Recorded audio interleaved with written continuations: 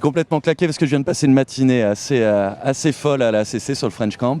On a fait une table ronde assez intense avec 8 invités, plus une keynote. Et jusque-là, la question est de savoir qu'est-ce qu'on retient en sortant.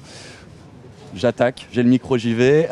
Pour moi, c'est l'humain le plus important de ce qui a été dit là. Ce qui m'a quand même surpris, c'est mon premier Cannes, c'est d'arriver, de débarquer. Je m'attendais à avoir des créas de partout. J'ai surtout vu des gros stands avec des adtech un peu partout, des noms que j'ignorais. Moi, je suis journaliste de formation, c'est pas du tout mon monde. Et j'avais peur de nager complètement. Et quand j'ai commencé cette table ronde, je me suis rendu compte que finalement, la bonne vieille recette que je connais un poil mieux, qui est quand même l'humain pour créer, l'humain pour encadrer, l'humain pour donner une direction, c'est toujours la clé de nos débats, la clé de nos réflexions. Moi, j'étais assez réjoui de voir ça, assez réjoui aussi de me dire qu'il y a des choses à améliorer, notamment en termes de formation. Et Thierry, pour l'AFDAS, nous a incité à le titiller, donc je pense que j'hésiterai pas à le faire moi de mon côté. Je sais pas, toi, Laurent, ce qui t'a plu, marqué? Dans cette deuxième matinée qui était consacrée au nouveau public, aux nouveaux usages et aux nouveaux contenus, ce qu'il y avait de frappant d'abord, c'est la transformation incroyable qu'il y a dans tous nos métiers, que ce soit du côté des régies médias, des agences créa, et des médias, des publishers. Il y a vraiment une mutation incroyable qui est menée à un rythme accéléré. Et ce qui est intéressant dans cette mutation, c'est que les vainqueurs ne sont pas donnés.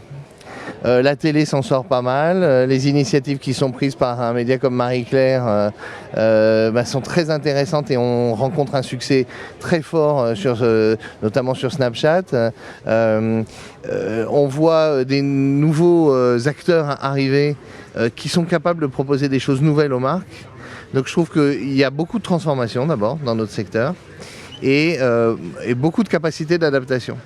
Ce qui m'inquiète un petit peu plus, et ce dont on a quand même parlé, c'est qu'il faut trouver notre nouvelle répartition des rôles et des tâches.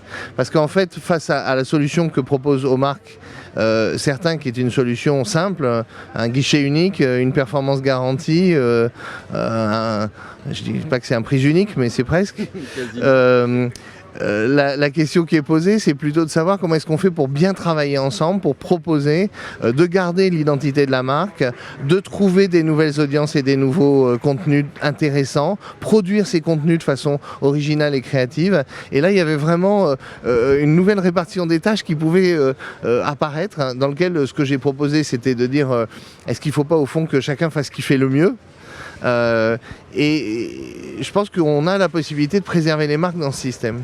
C'est vrai que c'était une des choses moi aussi que j'ai découvertes là, c'est la richesse de l'écosystème. Moi je ne connais que quelques acteurs autour de tout ça et je me rends compte que finalement ça discute plutôt bien autour de la table. Le micro passe assez facilement de l'un à l'autre et on avait tous des choses en commun. Beaucoup plus que ce que je l'imaginais, entre moi, journaliste, et une régie, entre quelqu'un comme Make Meeples qui fait des lenses pour Snapchat et qui a une solution purement techno, et le SEPM représenté par Elodie du groupe Marie-Claire qui fait des expérimentations très concrètes dans le Discover. On a quand même finalement pas mal de choses en commun. On n'a pas nécessairement besoin, même si je les aime beaucoup, des grands acteurs américains pour nous fédérer au final. Donc ça, moi, je trouve que c'est un super message d'espoir. Oui, c'est vrai. Alors, il y a des initiatives quand même sectorielles très importantes. On a d'abord parlé du label AdTrust.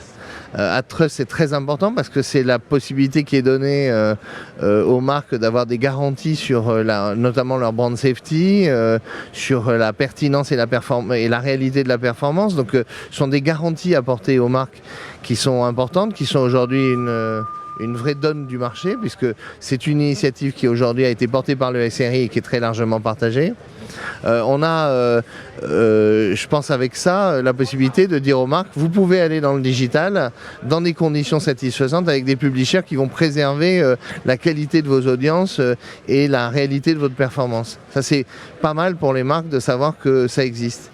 Il y a d'autres mouvements, notamment la création de contenu par les médias.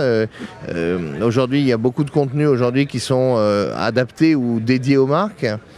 Moi, je pense que ce qu'il faut faire attention, ce qui est important de préserver, c'est l'identité de la marque dans tous les contenus. Par exemple, honnêtement, sur les applications mobiles dont on a parlé, ce qui reste de la marque, c'est pas grand-chose quand même. C'est-à-dire que la marque, elle est là, elle est poussée. Alors, elle peut être poussée de façon pertinente au moment de la consommation. mais qu'est-ce qui reste de la marque, de son identité, de sa culture, de ses engagements, de sa vision, de son style. Je pense qu'il faut qu'on progresse beaucoup sur la qualité créative adaptée à ces nouveaux formats. Là, on a vraiment un sujet de transformation de notre façon de faire. On sait qu'il y a des limites au display, hein, le display c'est ennuyeux, c'est contourné, pas toujours, mais il y a quand même aujourd'hui une limite de la pub dans le média digital. Donc pour les nouveaux usages, il faut réinventer une autre façon de faire de la publicité dans laquelle la marque est préservée.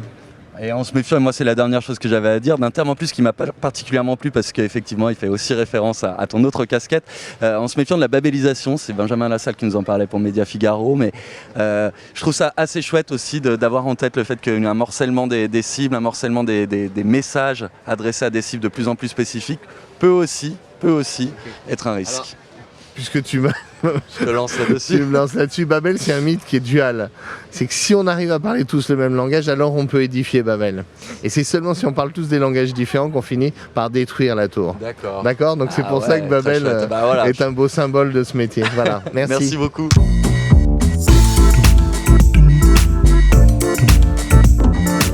Oh.